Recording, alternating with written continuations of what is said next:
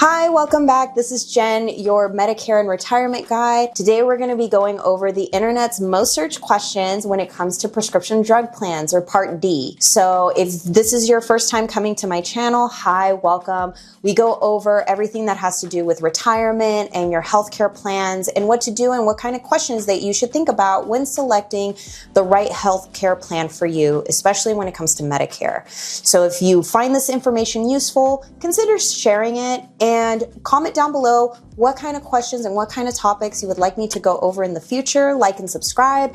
And other than that, let's get started. So the first question I have here is, how do I check if my current Plan D plan still covers all my medications affordably? This is a great question, especially for this year in 2025, that we got the first introduction of the Inflation Reduction Act, especially into the Medicare Part D prescription drug plan side. So one of the things that I hear a lot of my clients using is Medicare.gov.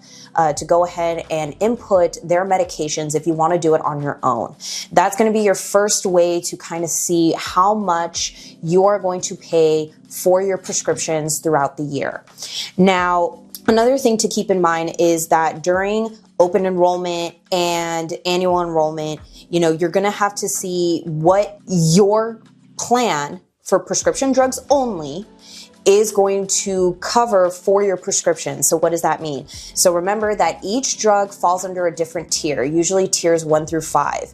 And depending on what tier the drug falls under, that is going to be the cost associated with that drug. And every company has a formulary. So the formulary is where the company decides what tier that particular drug is going to fall under. So make sure you keep in mind, depending on what kind of drug currently taking, that drug is going to fall under, hopefully, crossing fingers, a lower tier rather than a higher tier. The second question I have here is, what tools can I use to compare drug costs and plan options each year during open enrollment? Now, I am, transparency, a licensed agent. So if you're working with a licensed agent, you can always ask them, because it is part of our fiduciary responsibility to let you know what is going to come out in terms of cost effectiveness for you in your zip code and what plans are going to be offered in your zip code for that year.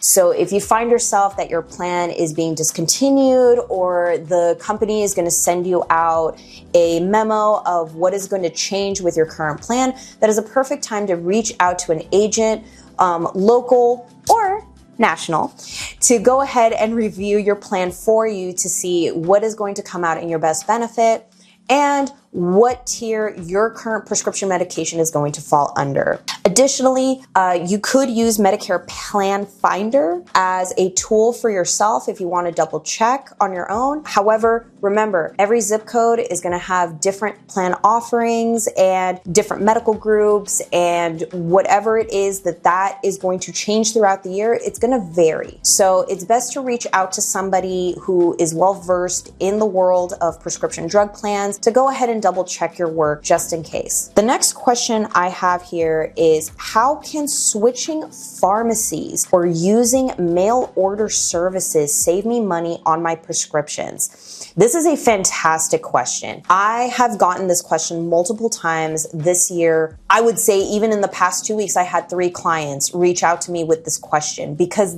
it does vary. Now, Plan D plans have something called preferred pharmacy networks, meaning that companies partner with pharmacies in order to lower the cost of your medications. And they sometimes offer mail order options so that a lot of those prescription drugs drop down to almost $0 if you decide to use the mail order option rather than going into the pharmacy, and vice versa. So depending on the type of prescription drug that you are taking and the tier that drug falls under, it may have a different set of rules. So either if you order it mail order, it may be astronomically expensive versus going to the pharmacy in person and picking it up, and then vice versa. You may have certain drugs go from $40 to $60 down to $0 if you switch from in-person pharmacy to mail order. So it's really important to know the rules of your policy and where exactly those prescription drugs fall under the tier system to see how you can save yourself some money when ordering these prescription drugs. Next question I have here is, what are the hidden costs I should consider beyond the premium, like deductibles, co-pays, and coverage gap / the donut hole? Now, good news is that there is no more donut hole. That has been done and gone away with thanks to the Inflation Reduction Act. So, deductibles, at least for 2025, a lot of them range around $590. The tiered co-pays, generic versus brand, is another thing that you need to consider when going to your doctor's office and asking, for your prescription drug. Like I said, coverage gap, gone. No more $5,000 to $8,000 out-of-pocket costs for the consumer. The cap is now at $2,000 for every single American because now it is gone. It is done away with. Now it goes straight into catastrophic coverage after the $2,000 limit, meaning that the insurance company is going to go ahead and cover your prescription drugs 100%. So those are certain things to look forward to. Those are some of the things that you need to keep an eye out for. Mainly, what tier, and am I getting a generic versus brand name? Next question. How do extra help or state pharmaceutical assistant programs affect what I pay for prescriptions? So the extra help or the low income subsidy, LIS, that is something that is granted to you via Social Security. So when you go and you sign up for Medicare, ask if you qualify for low income subsidy. That is mainly for paying for your medications. As of right now, Social Security has 3 different tiers: LIS 1, 2, 3. Simple as that. So level 1, you pay a certain amount, typically between $7 to $11, $12. Tier 2 is around $1.60 to $5. Tier 3, $0 entirely.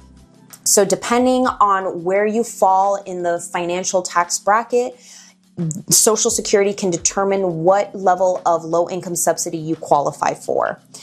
There's also things called SPAPs, or state pharmaceutical assistant programs. Depending on what state you currently live in, some states do offer that as well.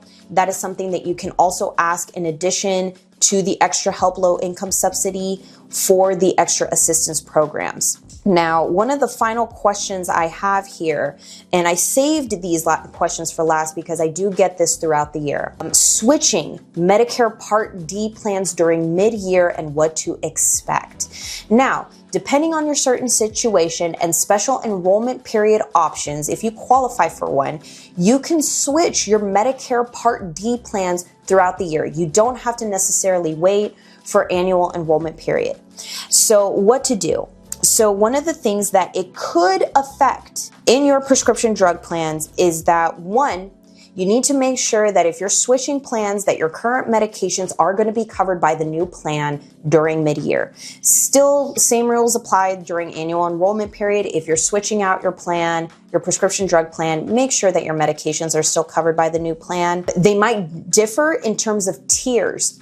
So if you switch your plan and they bump your medication up a tier, that means you end up paying more. If it ends up bumping it down a tier, you're saving money. So that's great. So those are kind of certain different things that you want to ask for in terms of your prescription medication. What tier does it fall through? And then prior authorization. So if you are taking some specialty prescription drugs that does need prior authorization, you may need to let your doctor know that you did switch your plan, and you may need to have them put in a new authorization for you to get that prescription drug again through the new insurance plan. The last thing I want to mention is what happens if your drug is not part of your formulary, that it's out of the formulary and you have to pay the full cost of that drug. One of the things that I do advise my clients to do is make sure you go to your doctor and ask if you qualify for the RX exemption form.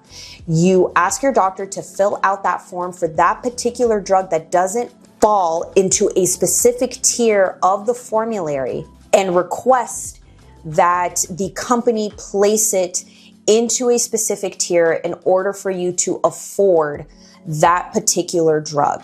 So that is called the RX exemption form. You can ask your primary care physician, if you qualify and if they can go ahead and write the justification as to why you need that particular drug in one of the tiers for your prescription drug plan.